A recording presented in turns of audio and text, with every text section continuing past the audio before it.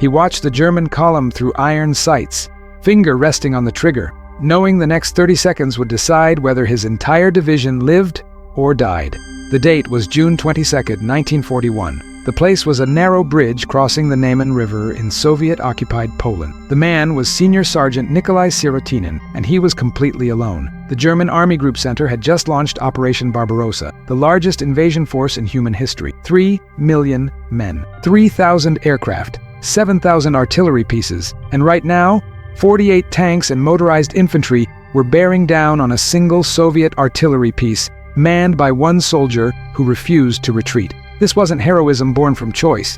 This was mathematics written in blood. Sirotinin's battery had been destroyed in the opening bombardment. His commander was dead.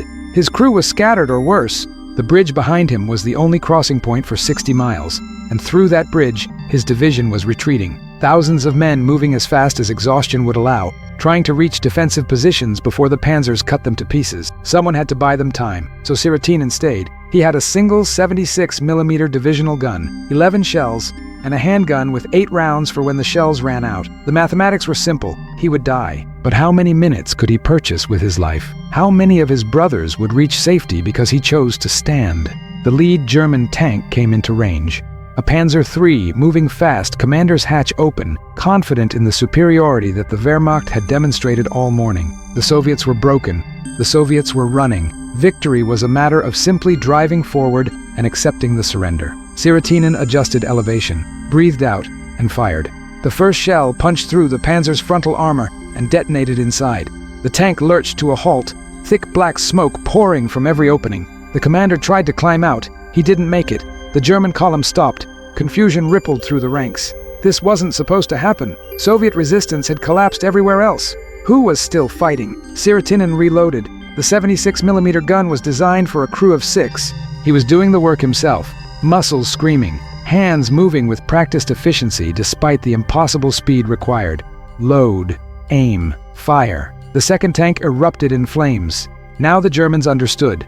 They had a problem. From Sirotinin's position, the bridge was a natural choke point. Marshy ground on both sides meant the column couldn't spread out. They had to come straight at him, and every meter of approach was inside his kill zone. The Wehrmacht responded with doctrine. Dismounted infantry moved forward to flank. Mortars began to range in. Machine gun fire raked his position, forcing him to work hunched behind the gun shield, fragments of metal and stone whipping past his head. He fired again. A half-track disintegrated, men tumbling into the dirt, the survivors scrambling for cover that didn't exist. 4 shells gone, 7 remaining. The bridge was still blocked by burning vehicles, but German engineers were moving forward with equipment to clear the wreckage. If they opened the road, the division behind him was finished. Sirotinin shifted targets.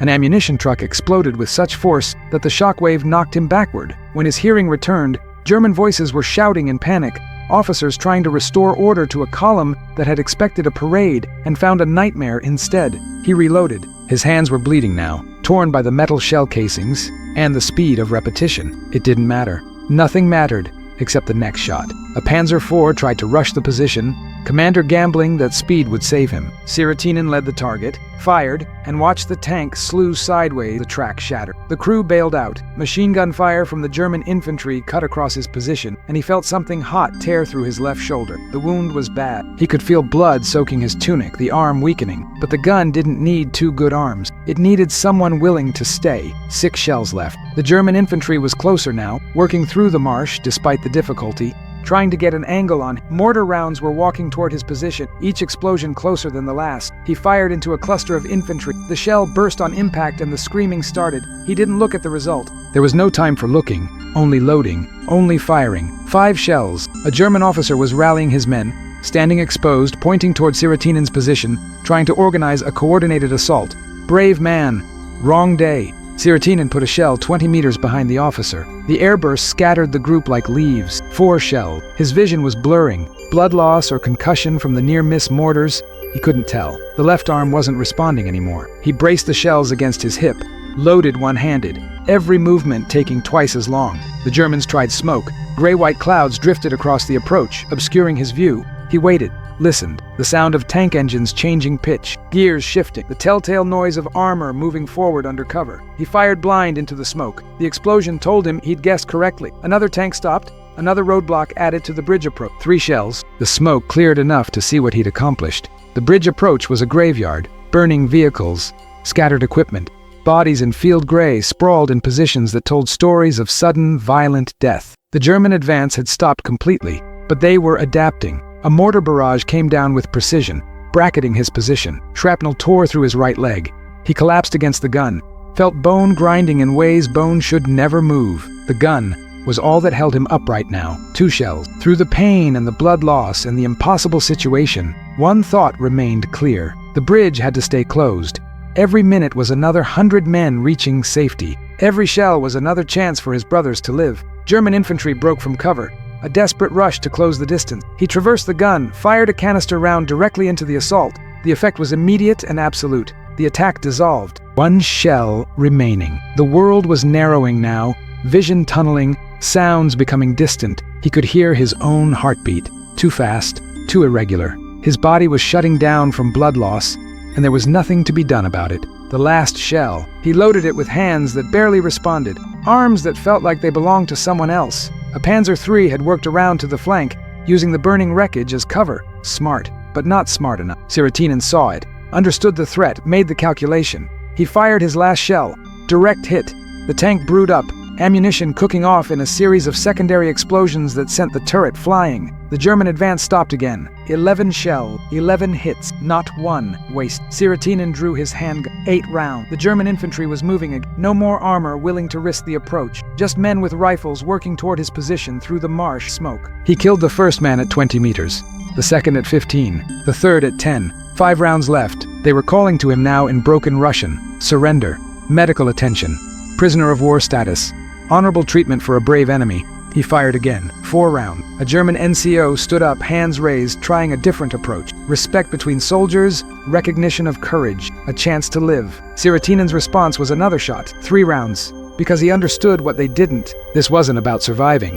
This was about time. Every second they spent trying to convince him to surrender was another second his division used to escape. The mathematics hadn't changed. His life was the price. The only question was how much time he could buy. 2 rounds remaining. A grenade landed near the gun. The explosion lifted him, slammed him back down. Ribs cracked. Lungs wouldn't fill properly. Blood in his mouth. The taste of copper and failure. Except it wasn't failure. Through the smoke and the pain, he could see the bridge. Still blocked. Still impassable. The German column hadn't moved in over an hour. 1 round left. German soldiers were surrounding the position now, rifles trained, waiting for the inevitable. He was a corpse who hadn't stopped moving yet, and they all knew it. Siratinin raised the handgun one last time, not at the soldiers, at himself, because prisoners could be interrogated. Prisoners could reveal how few Soviets were actually defending this sector. Prisoners could provide intelligence that would help the Germans choose their next move. He wouldn't be a prisoner. The shot echoed across the marsh. Senior Sergeant Nikolai Siratinin died at his gun on June 22, 1941, having held a bridge single-handedly against an entire German mechanized column for 2 hours and 30 minutes. The Soviet division behind him reached defensive positions. The German advance on that axis was delayed by a full day. Operation Barbarossa, predicated on speed and momentum, lost both because one man with 11 shells decided that his death could have meaning. The Germans buried him with military honors. The officer who led the assault wrote in his after-action report that he had never seen such courage. The Soviets didn't learn about his stand until German prisoners mentioned it years later, describing the mad Russian who wouldn't die, who wouldn't run, who fought until there was nothing left to fight with. There was no propaganda value in the story during the war. Siratinin's stand happened during the chaos of the initial invasion, when the Soviet Union was collapsing in front of the Wehrmacht juggernaut. One man holding a bridge didn't change the narrative of catastrophic defeat, but it changed the reality for the men who lived because he died. That division, the one that escaped across the bridge while Siratinin bought them time, fought in the defense of Moscow. Those soldiers, the ones who got another chance at life, held the line when the panzers reached the outskirts of the Soviet capital in December. The mathematics of sacrifice are strange. 1 man equals 2.5 hours equals thousands. Saved equals a division intact equals 1 more unit defending Moscow equals 1 small piece of the miracle that stopped the Germans short of victory. If these memories of sacrifice resonate with you, please consider liking this video, leaving a comment with your thoughts, and subscribing to ensure these stories are never forgotten. Surotinen's story remained unknown for decades. The chaos of the Eastern Front swallowed individual acts of heroism in the vast machinery of industrial warfare. Millions died. Millions more fought with equal courage. The Soviet propaganda machine preferred stories that fit neat narratives, and a soldier who died in the first hours of a catastrophic defeat didn't serve the needs of the state. But stories have a way of surviving. German veterans spoke about the Russian at the bridge. Soviet survivors mentioned the artilleryman who saved them. Slowly, across decades, the pieces came together. In 1960, a Soviet investigation began. German military records were cross-referenced with survivor testimony. The location was identified, the date confirmed, the impossible details verified. 1 gun, 11 shells, 2.5 hours. An entire column stopped. The mathematics checked out. The story was real. Senior Sergeant Nikolai Sirotinin was posthumously awarded the Order of the Patriotic War, First Class. A monument was erected at the bridge. His name was added to the rolls of heroes of the Soviet Union. Formal recognition decades late, but recognition nonetheless. The monument stands today, maintained by local villages. German tourists visit, descendants of the men who fought there, wanting to understand what happened, needing to see the place where their grandfathers encountered something that didn't fit their understanding of Soviet collapse. They see the bridge. They see the narrow approach. They see the kill zone, and they understand why their grandfathers spoke about it with something more than fear, something closer to reverence. This was a place where the impossible happened, where mathematics failed, where one equaled many and death purchased life and courage manifested in its purest, most absolute form. The war on the Eastern Front was unlike anything in human history. The scale defied comprehension. The brutality exceeded imagination. The casualties numbered in tens of millions. Individual deaths became statistics. Individual courage became footnotes. Individual sacrifice disappeared into the vast anonymous horror of industrial slaughter. But some stories persist. Some names survive. Some acts of devotion to duty and brotherhood burn bright enough that even 70 years of time and distance cannot diminish them. Sirotinin wasn't a saint. He was a sergeant in the artillery. He'd probably gotten drunk in garrison. He'd probably complained about officers. He'd probably dreamed about the war ending and going home to a future that seemed impossibly distant. He was ordinary, which makes what he did extraordinary. Because when the moment came, when the mathematics presented themselves, when the choice crystallized into absolute clarity, he chose correctly. Not the choice that saved him, the choice that saved them. That's the thing about courage. It's not the absence of fear. It's not ignorance of consequence. It's understanding exactly what will happen and doing it anyway because the alternative is worse. Sirotinin knew he would die. The Germans offered him a way out. Surrender, live, go to a POW camp, survive the war, return home, grow old, have a life. He chose the gun instead. Because his life measured against thousands of his brothers, the mathematics were clear. His death had value. His surrender had none. Modern warfare makes this calculus routine. Every rearguard action involves men staying behind to die so others can escape. Every delaying action is predicated on sacrifice buying time. The language of military planning treats human lives as resources to be expended for tactical advantage. But knowing the mathematics doesn't make the choice easier. Understanding the necessity doesn't eliminate the fear. Accepting the mission doesn't mean you want to die. It just means you're willing to. The German officer who wrote about Sirotinin's courage understood this. Combat creates a clarity that transcends nationality or ideology. You recognize valor when you see it, even in an enemy, especially in an enemy, because you understand the weight of what they chose. That Wehrmacht officer faced his own impossible choices in the years that followed, perhaps on the retreat from Moscow when he stayed behind so his men could escape. Perhaps at Stalingrad when ammunition ran out and surrender meant death. Perhaps in some forgotten field or forest where the war ground him down and asked him to be as brave as the Russian at the bridge. We don't know. His name is lost, but his testimony remains, a strange gift across the lines. A German voice preserving a Soviet story because some truths matter more than the flags men die under. The bridge itself changed hands 17 times during the war. Germans took it. Soviets retook it. It was blown. It was rebuilt. It was fought over with the mindless repetition of a machine that consumed everything. But Sirotinin fought there only once. One stand, one choice, one morning when the world was ending and he decided to end with it, facing the enemy, gunfiring, buying seconds that became minutes, that became hours, that became salvation. The Eastern Front was full of such moments. Last stands at Brest Fortress, the siege of Leningrad, Stalingrad's factories, Kursk's tank fields, countless small actions in unnamed places where men decided that dying meant something and living meant less. Most of those names are gone, Most of those stories are lost.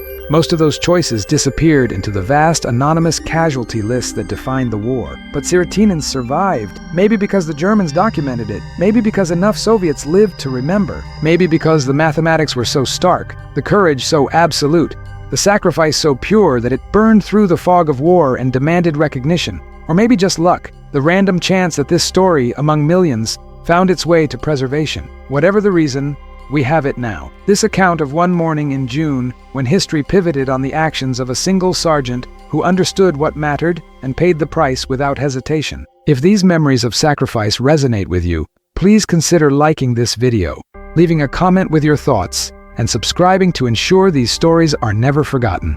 The human cost of stopping the Wehrmacht at Moscow is difficult to calculate. Millions of Soviet soldiers died between June and December 1941. Entire armies were encircled and destroyed. The casualty rates exceeded anything seen in previous wars, numbers so large they became meaningless. But those numbers were made of individuals, soldiers with names and families and futures that ended in anonymous fields and forests. Men who bought time and space with their lives, trading mortality for tactical advantage, dying so others could retreat, reform, and fight again. Sirotinin's stand was one thread in that vast tapestry of sacrifice. One small action in a theater that stretched thousands of miles.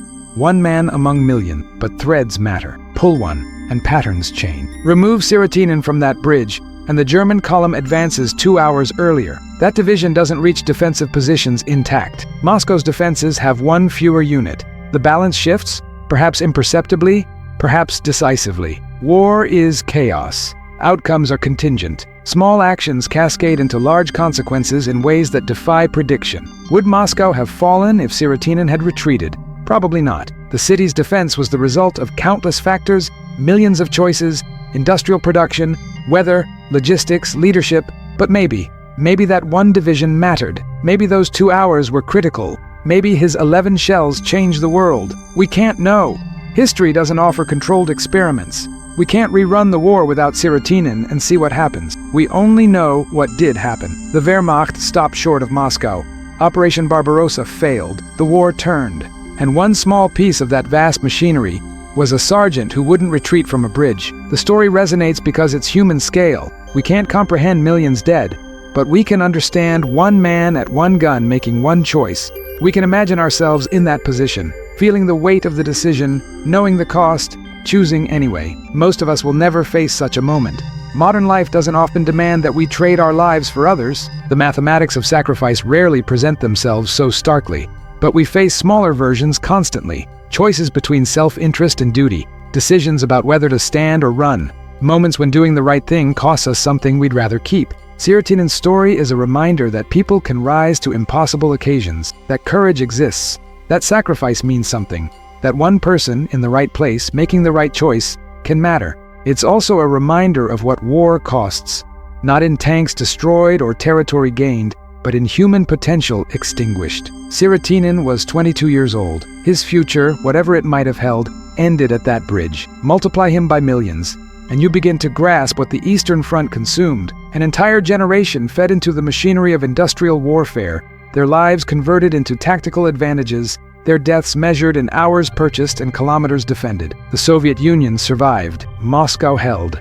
The Wehrmacht was turned back. The war was won. But the cost, God, the cost. Every name on every memorial represents a Sirotinin, someone who faced the mathematics and made the choice, someone who died so others could live, someone whose future was traded for victory. We honor them by remembering, by refusing to let their sacrifices disappear into statistics, by preserving their stories against the erosion of time and the convenience of forgetting. Sirotinin stood at a bridge in June 1941. He fired 11 shells. He held for 2.5 hours. He died refusing surrender.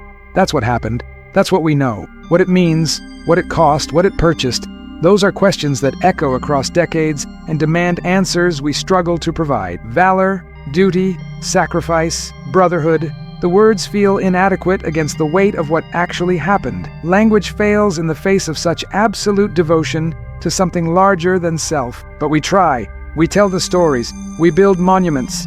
We gather together and speak the names of the dead so they remain alive in memory if not in flesh. Senior Sergeant Nikolai Sirotinin, 22 years old, artilleryman, hero, the man who held the bridge. His death mattered, not because propaganda says so, not because medals were awarded, not because monuments were erected. His death mattered because men lived, because a division escaped, because the choice he made rippled forward through time, affecting outcomes, changing fates, altering history in ways large and small. That's what sacrifice purchases. Not glory, not recognition, not eternal fame, just the chance that others continue, that the line holds, that the war goes on, and maybe, eventually, victory comes. Sirotinin didn't live to see Moscow saved. He didn't know his stand mattered. He died in the first hours of a catastrophic defeat, watching his country collapse, facing overwhelming odds, alone at a gun that should have been manned by 6. But he did his duty, to the absolute limit,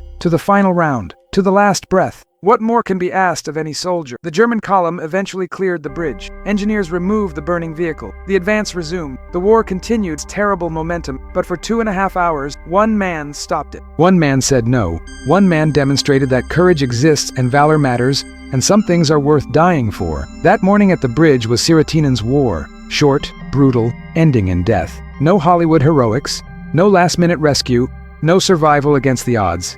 Just mathematics, just choice. Just a man at a gun who understood what had to be done and did it. The story should make us uncomfortable. It's not inspiring in any simple sense. It's not uplifting. It's the account of a young man dying horribly for a cause that would ultimately betray many of the ideals it claimed to represent. But it's also a testament to something that transcends ideology. The bond between soldiers, the commitment to brothers in arms, the understanding that your life can purchase their survival, and that's a trade worth making. Sirotinin didn't die for Stalin. He died for the men crossing the bridge behind him, the soldiers he knew by name, the comrades he'd trained with, the faces he recognized. That's the reality of combat.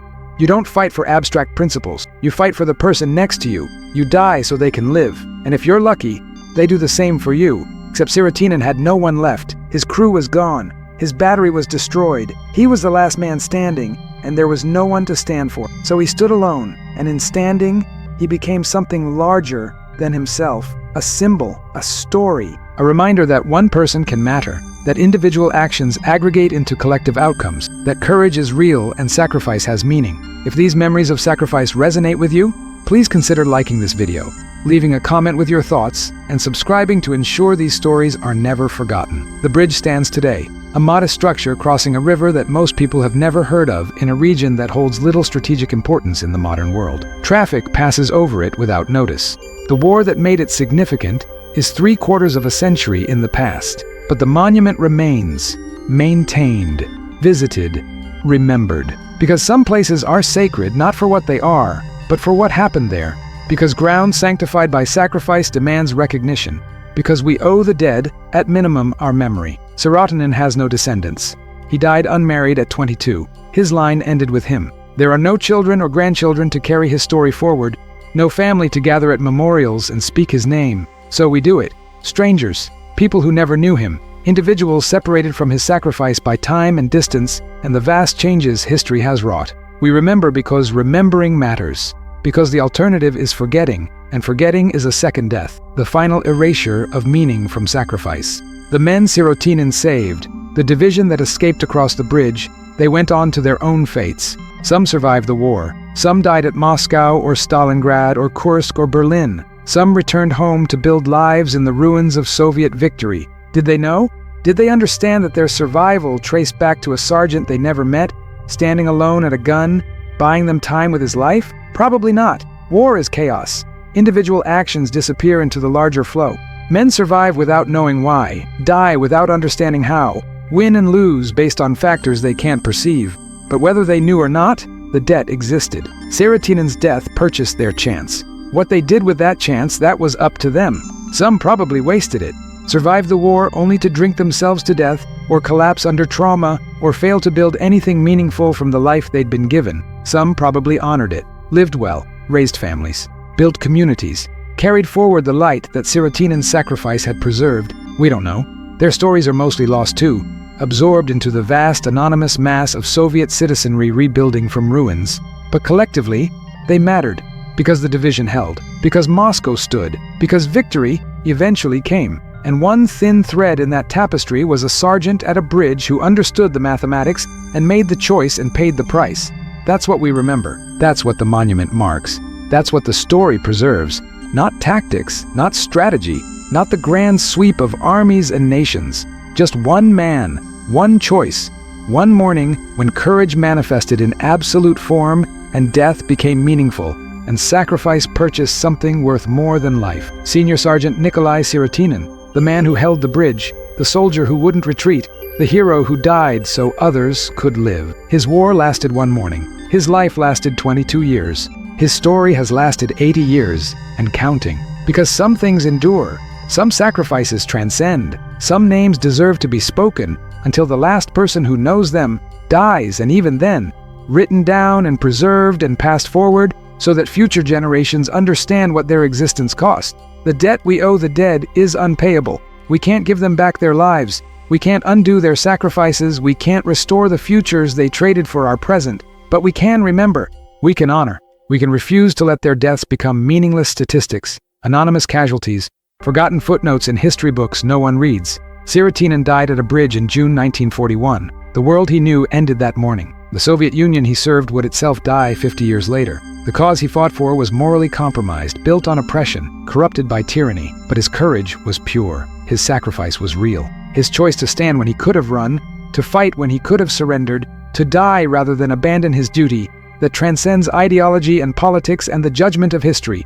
That's human valor in its most distilled form. That's what we honor when we speak his name. Not the state he served, not the war he fought, just the man he was in the moment that defined him. A sergeant at a gun, alone, facing impossible odds, making the hard choice, paying the ultimate price. And by that payment, purchasing time, saving lives, mattering. One man, one bridge, one morning in June. The mathematics were simple. The choice was hard. The sacrifice was absolute. But the meaning endures. Senior Sergeant Nikolai Sirotinin held the bridge, and in holding it, he held the line. And in holding the line, he gave others the chance to fight on. That chance rippled forward. Through the division he saved, through the defense of Moscow they contributed to, through the eventual Soviet victory, their survival helped secure. One man equals 2.5 hours equals thousands. Saved equals strategic impact equals historical significance. The mathematics of sacrifice are strange, but sometimes they balance. Sometimes death purchases life. Sometimes one person can make a difference that echoes across time. This is one of those times. This is one of those people. Remember his name. Honor his choice. Recognize what his death purchased. And understand that courage is real. Sacrifice matters. And one person standing firm in the face of impossible odds can change the world. That's the story of Nikolai Sirotinin, the Soviet soldier who broke Blitzkrieg with a single gun, the man who held the bridge, the hero who died so thousands could live. May his memory endure as long as people value courage, honor sacrifice, and understand that some prices are worth paying. The German Army Group Center that Sirotinin faced on June 22, 1941, was the most powerful military formation ever assembled. Over 800,000 men supported by thousands of tanks, artillery pieces, and aircraft, all moving with the precision and speed that had conquered Poland in weeks and France in months. The plan was simple and brutal. Drive deep into Soviet territory, encircle and destroy the Red Army before it could retreat, and reach Moscow before winter. Everything depended on momentum. The entire strategy required constant forward movement, rapid advances that gave the enemy no time to reorganize, relentless pressure that turned retreat into rout. Any delay, any disruption to the timetable weakened the offensive and gave the Soviets breathing room they desperately needed. Sirotinin understood none of this grand strategy. He was a sergeant in a divisional artillery battery, not a staff officer studying maps in headquarters. But he understood the bridge. He understood that German tanks couldn't cross the river without it. He understood that his division needed time. Sometimes the grandest strategies hinge on the smallest tactical decisions. Sometimes world-altering campaigns are delayed by one man who refuses to move. The German officers commanding that column were professionals, veterans of multiple campaigns, men who had orchestrated the destruction of the Polish army and the humiliation of France. They had seen courage before. They had faced determined defenders. They knew how to reduce strong points and overcome resistance. But this was different. This wasn't a fortified position with interlocking fields of fire and mutual support. This wasn't a company holding a prepared defense. This was one gun, one man, and a refusal to accept reality. The first instinct was disbelief. Artillery doesn't operate alone. Guns need crews, ammunition supply, command and control, supporting infantry. A single soldier manning a divisional gun was an absurdity, a breakdown in Soviet military organization so complete it suggested total collapse, except the rounds kept coming. Accurate, deadly, methodical. One shot, one kill, over and over with the precision that only comes from training and composure under fire. The German infantry advancing through the marsh learned quickly that this Russian, whoever he was, knew exactly what he was doing. The shells landed where they would cause maximum damage. The timing was perfect. The target selection showed tactical awareness that shouldn't exist in a soldier fighting alone. Men who had stormed bunkers in the Maginot Line went to ground and stayed there, pinned by fire from a single gun that should have been overrun in minutes but somehow wasn't. The tank commanders, safe inside their armor, watched 3 of their number brew up from shots that punched through steel like it was paper. They recalculated. This wasn't a speed bump. This was a problem. Standard procedure was combined arms assault. Infantry suppresses, tanks advance, overwhelming firepower reduces the position. But the terrain made that difficult. The marsh channeled movement. The burning vehicles blocked the bridge, and that Russian was still firing, still hitting, still killing. So they tried patience, mortar fire to suppress, sniper fire to wound, waiting for the inevitable moment when the lone defender ran out of ammunition or took a fatal hit. Except Sirotinin kept firing. Even wounded, even bleeding, even facing certain death, he kept the gun in action. There's a German word, Kampfgeist, fighting spirit. The will to continue combat even when all rational calculation says to stop. The Wehrmacht prided itself on this quality, considered it the edge that made German soldiers superior to their enemies. But that morning at the bridge, a Soviet sergeant demonstrated Kampfgeist that exceeded anything the Germans had seen. He fought beyond reason, beyond hope, beyond any possible expectation of survival or victory. And in fighting, he won, not the battle. He lost that the moment he chose to stay, but he won time, he won space, he won life for thousands of men who never knew his name. The German after-action reports are clinical in their detail.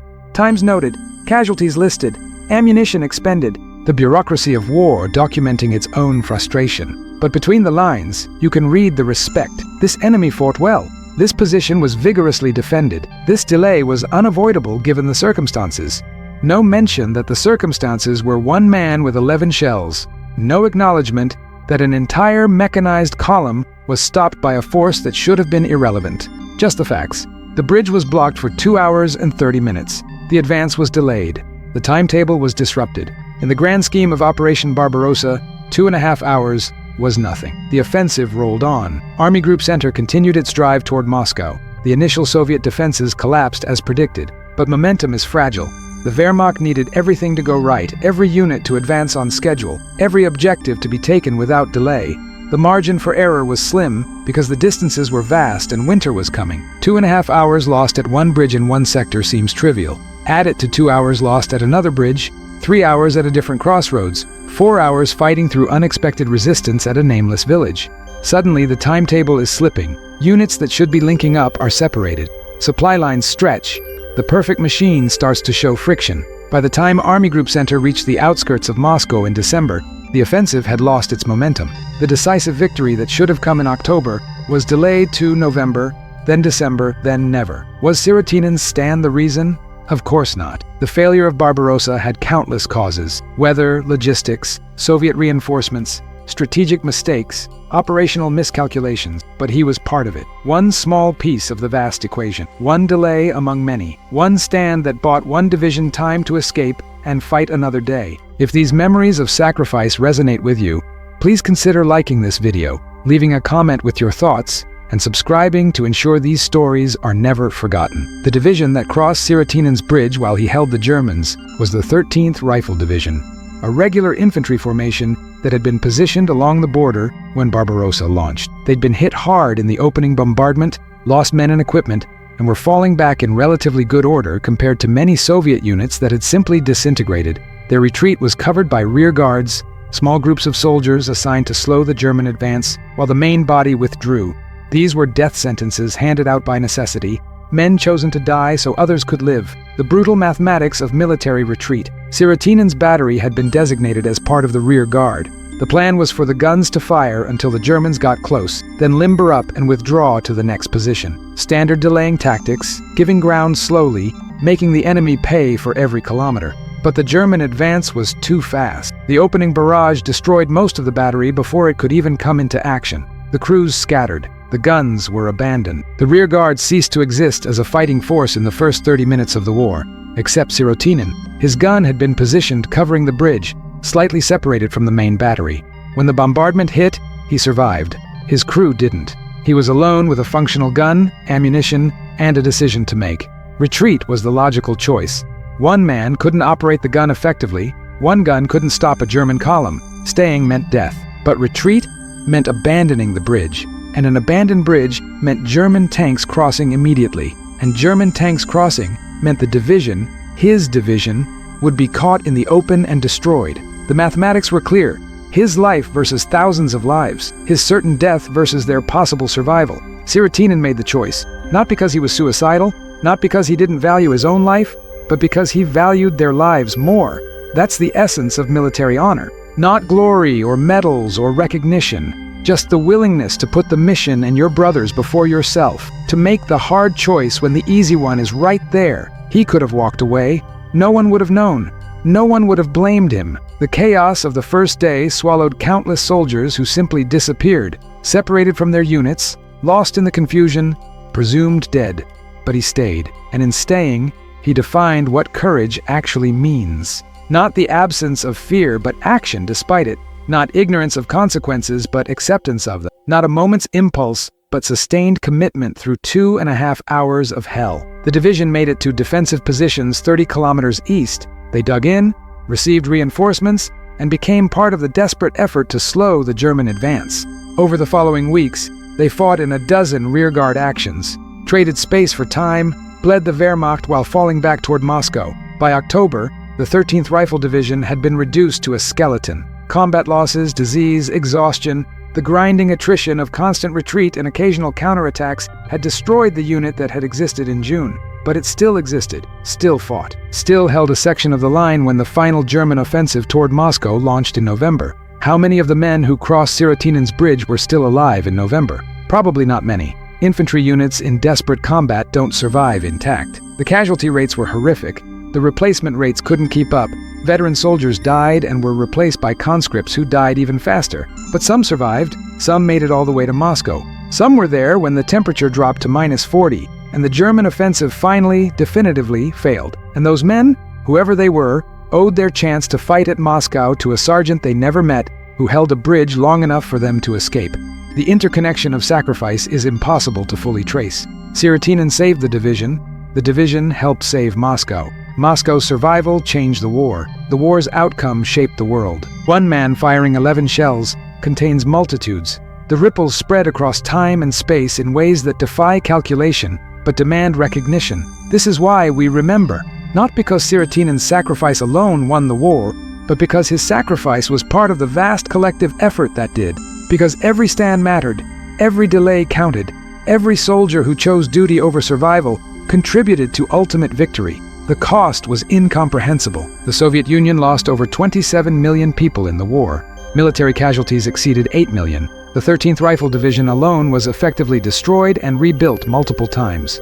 Behind every casualty number is a Sirotinin, someone who faced impossible odds and fought anyway, someone who died for reasons that made sense in the moment even if history struggles to explain them. The survivors carried those deaths forward. The weight of obligation to live well because others died so you could live at all. The burden of memory when your friends are corpses and you're still breathing. Post-traumatic stress wasn't diagnosed the same way in the 1940s, but it existed. Soviet veterans came home to a country that demanded they rebuild, that needed their labor, that couldn't afford to let them collapse under the weight of what they'd experienced. So they carried it. The memories, the losses, the faces of the dead, the guilt of survival. They worked and married and raised children and tried to build normal lives while carrying abnormal trauma. Some managed, some didn't. The vodka consumption rates in the post-war Soviet Union tell their own story about men trying to drown memories that wouldn't die. The men of the 13th Rifle Division who survived to come home, did they think about the bridge? Did they know what happened there? Did they understand that their survival traced back to a sergeant who chose to stand? Probably not. War is chaos. Information doesn't flow cleanly. Men survive without knowing why, continue living without understanding the full chain of events that kept them alive.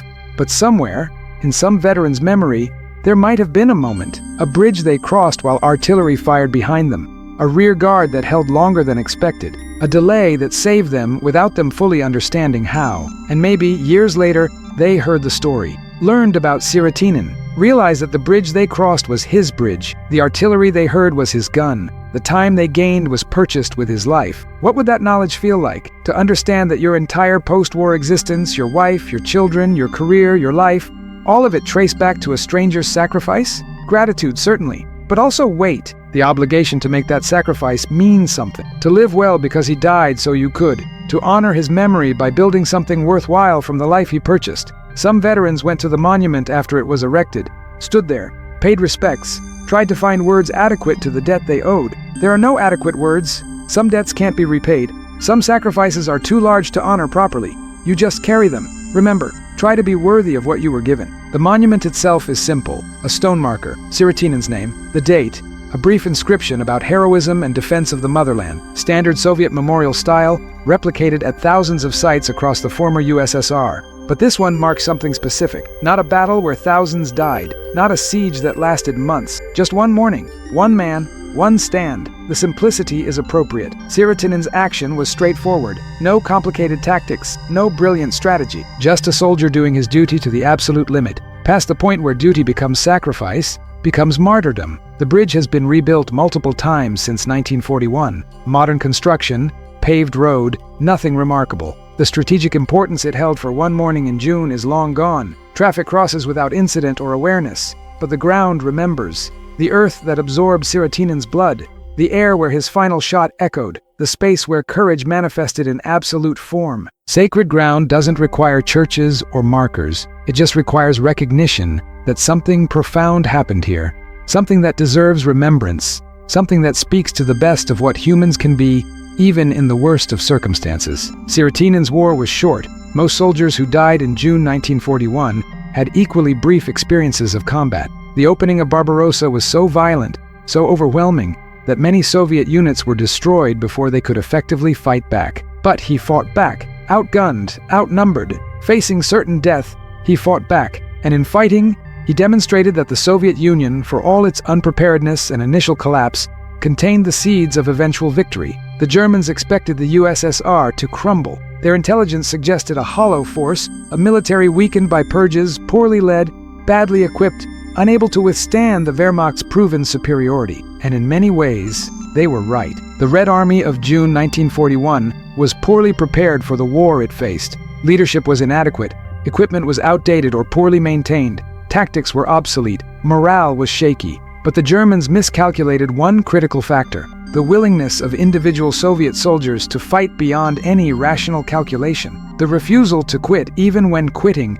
was the only sensible option. Sirotinin embodied this. He shouldn't have stood. Military doctrine said retreat. Survival instinct said run. Logic said one gun can't stop a column. But he stood anyway. And all across the Eastern Front, in thousands of small actions, other Soviet soldiers did the same. Stood when they should have run, fought when they should have surrendered, died buying time for others to escape and fight again. This was the factor the Germans couldn't account for, the human element that exceeded calculation, the courage that defied rational analysis. You can count tanks, you can measure artillery ranges, you can calculate advance rates and casualty ratios and logistical capacity, but you can't quantify how long a man will fight when fighting is hopeless. You can't predict when someone will choose death over retreat. You can't factor in the mathematics of sacrifice because sacrifice operates outside normal mathematics. Sirotinin's stand was irrational. One gun can't stop a column, therefore standing is pointless. Therefore retreat is logical, except he stopped the column. For 2.5 hours, one gun did what logic said was impossible. Because courage isn't logical, sacrifice isn't rational, duty doesn't submit to calculation.